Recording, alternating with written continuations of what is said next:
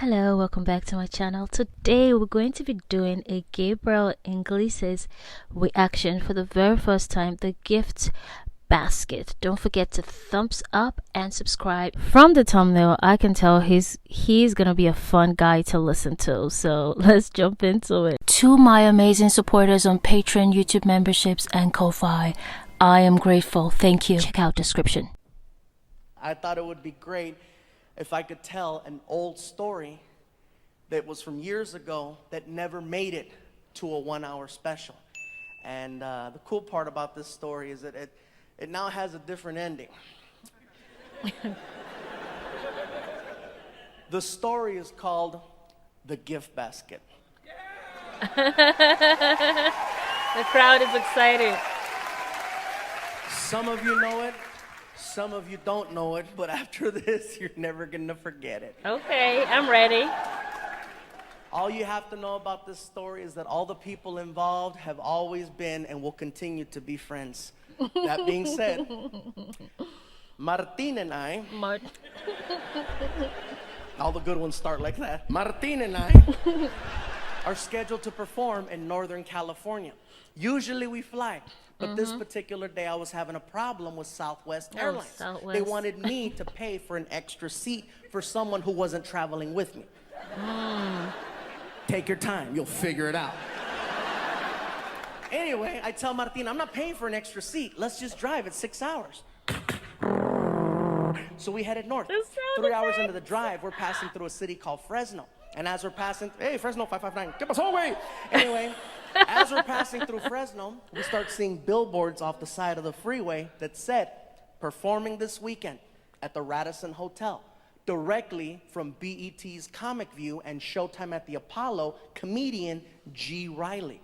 And I look at Martin, I go, oh shoot, G's in town. And Martin goes, yeah, I haven't seen G in years. So we're like, let's stop by the hotel and say hi. So we pull into the parking lot. We walk in. I tell Martin, he doesn't know we're here. I'm gonna crank call his room.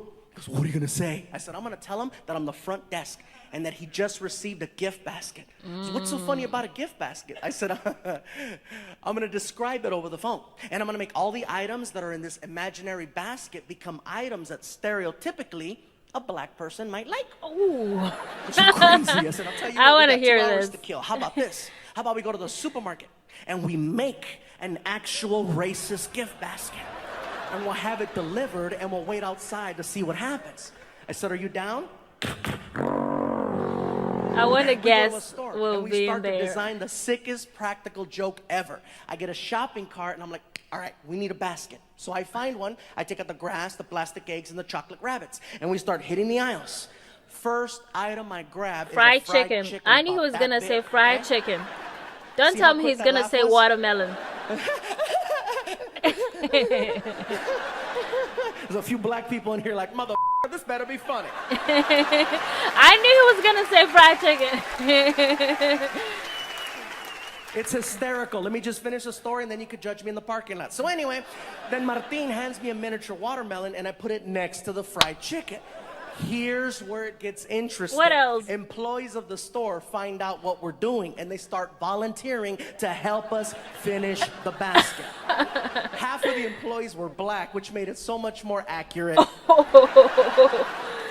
Aisle after aisle. One guy was stocking a shelf. He was an older white guy, and we're like, sir, can you help us? What do you need?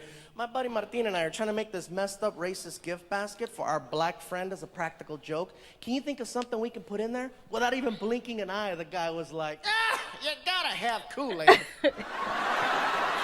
This whole store At the just... end of the aisle on the right, malt liquors and XL over in the back of the store in the freezer section. It's on sale 2 for 1. By the time we get to the register, all these different employees plus us came up with a basket that had fried chicken, watermelon, Kool-Aid, grape soda, barbecue potato chips, sunflower seeds, an Ebony magazine, a Chris Rock Ebony DVD called magazine. Bigger and Blacker, Magnum condoms, Newport cigarettes, a rack of ribs, the recipe for cornbread. It was getting bigger and bigger.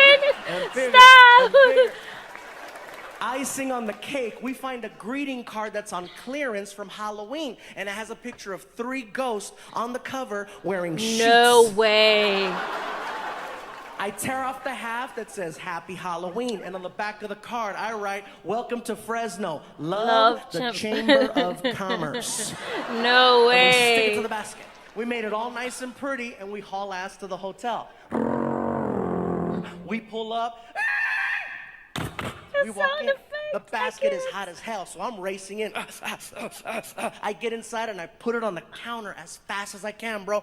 It's too perfect. There's a black girl behind the front desk. As soon as I put the basket down, I hear... Smells good. Is that fried chicken? Ooh, let me see. Hold on. What is it? Let me explain. My name is Gabriel. This is Martin. We're a couple of comedians, and we're about to play a really crazy practical joke on a friend of ours who's staying here tonight by the name of G. Riley, who's also a comedian. Oh, the one that's on the signs on the freeway. Yeah, the one that's on the signs on the freeway. So as a practical joke, we went to the store, and we made this messed up racist gift basket. That's why you can smell fried chicken. And she was like, what?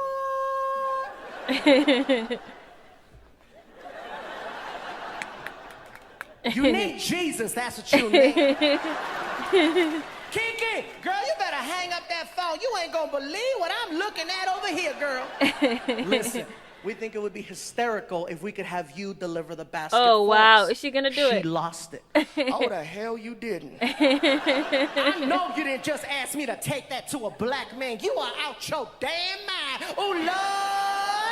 Lord, give me the strength to not kill this big-ass Mexican over here. Oh. Okay, look here, Nacho Libre. I don't care who you are. I am not doing it. Hell no. I'll give you $50. Where that motherfucker at?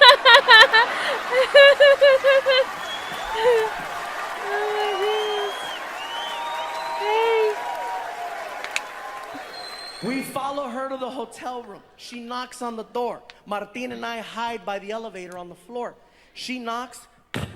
She opens the door, sees a beautiful black woman standing there with a gift basket. This is for you, baby. He says, thank you, closes the door. She walks away and she sees us on the ground hiding, right? And she's like, y'all still going to hell.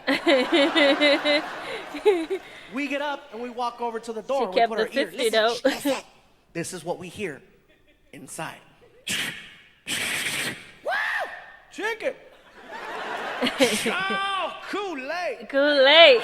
What a minute. He's getting excited over every single Until he item he's pulling out of the basket. the card. He gets to the greeting card. Welcome to Fresno. Love the Chamber of Commerce. Hell yeah. Then we feel him flipping the card over because his voice changed. He's like, oh yeah, man, this is what the f. The shock. Outside the door, we heard racist bastards. When we heard racist bastards, we lost it. Housekeeping is freaking out. ¿Qué está pasando allá? ¿Qué andan haciendo ustedes? Muchacho, ¿qué está pasando, gordito? ¿Qué andas haciendo? We're laughing, we're crying, we got boogers coming out. We can't take it anymore. We knock on the door.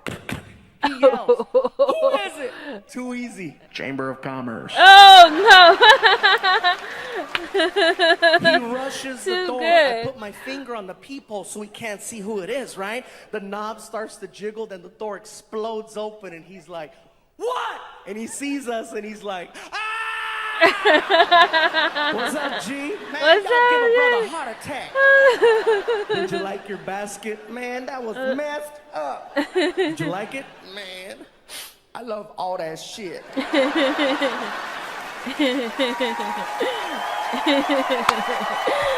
Oh my goodness.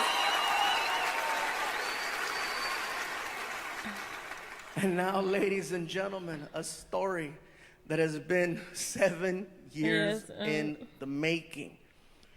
I would like for you to now hear, for the first time ever, the other side of that story. Oh, it's another side. Ladies and gentlemen, I flew him here to Hawaii so that he can share this with you. Okay, I want to hear. For my friend, Mr. G. Riley. That's creative. Definitely. I want to hear his side of the story. Oh my goodness. I tell you what, friends are the worst. I have a friend born on April 1st, and she used to play the craziest pranks on me when we were in college. So, just listening to the story and the reaction, I was just having trauma flashbacks from the crazy pranks this particular friend used to play on me. So, yeah, this was really good.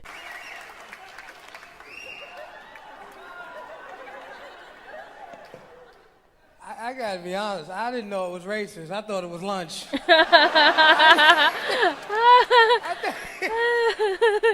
thought it was lunch. I didn't know it was racist until I got back to my neighborhood. And brothers in my neighborhood looked at me. They say, man, I don't believe you let that Mexican guy do that to you, man. That was messed up. I know you got him back.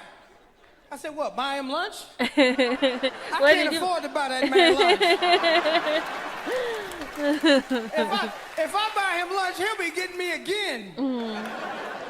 But see, you gotta understand, it was the perfect set of circumstances when it happened. Because I'm laying across the bed in the hotel. I had never been to Fresno before. And I wanted something to eat, and I didn't know where to go eat. So I'm laying across the bed, and I'm saying to myself, where could I go eat? I wish I had some food. And all of a sudden, magically, there's a knock on the door, and a black girl shows up with a gift basket. And I took the gift basket and I said, they know how to treat their comedians up here in Fresno. Little did he know. And I walked into the bed and I could feel the heat and I could smell the chicken from the gift basket. And I'm like, oh, this is cool. Because nobody smells chicken and thinks of racism. Right?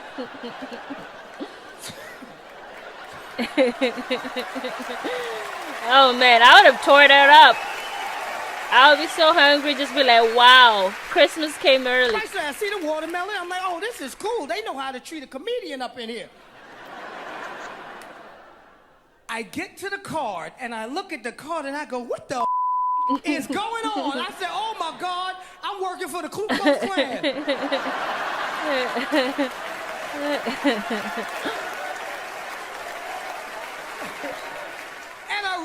I really started to panic because in my head, I'm saying to myself, is this for real? Because there were billboards all over the city with my picture.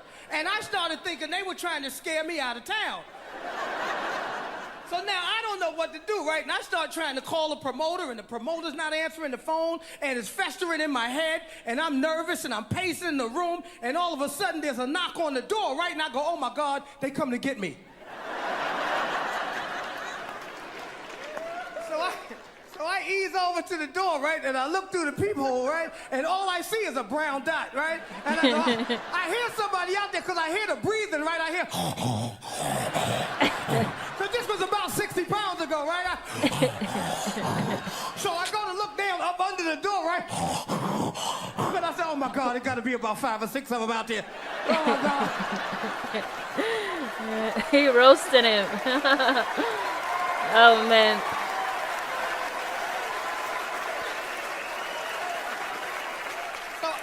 Like this. I figure, okay, you know what? If it's gonna happen, it's gonna happen. You know, if it's gonna happen, I'm gonna go down swinging, right? So I put my best black face on. You know, I tried to look mean. You know, I look like this guy right here. I look like that guy right there, right? And I go, who is it? And they go, Chamber of Commerce. And I'm like, oh my God, the Chamber of Commerce is the Ku Klux Klan. And I'm panicking, so I get to the door, right? And I pull the door open, and when the door opens up, these guys are falling all over the hall, laughing at me.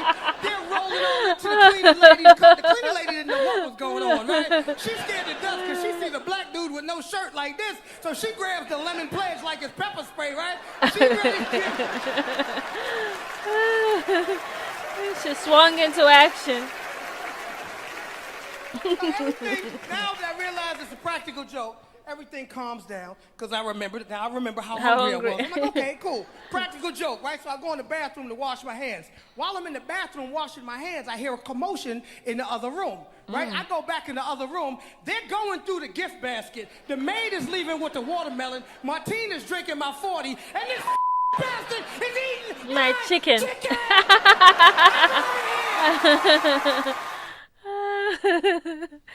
Oh my goodness. What a friendship they have. I think it's so cool that he brought him to tell his story.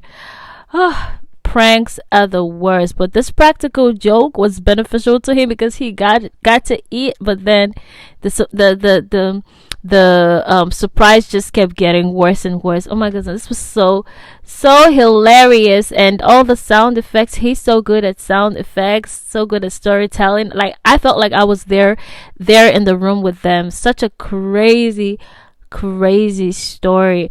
I wonder, for depending on where you're from or where you're watching this from, like, what would be in such a basket for you? Like, what are some stereotypical things people tend to associate with your race and things of that nature? And I found this so hilarious because it's like, oh yeah, my friend is staying here, I'm gonna play him a joke. And they got him real good. They got him real good, and getting the woman to deliver it made it even more so unsuspecting. Oh my goodness, he is such a great storyteller. Y'all let me know what you think in the comments, and also let me know if there are other things y'all want me to see.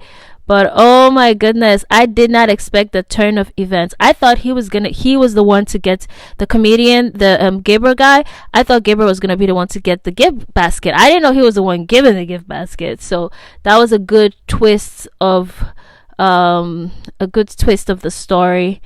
And yeah, that was a really good one. Thank you so much for watching. Until next time, love you guys. Bye. I love you.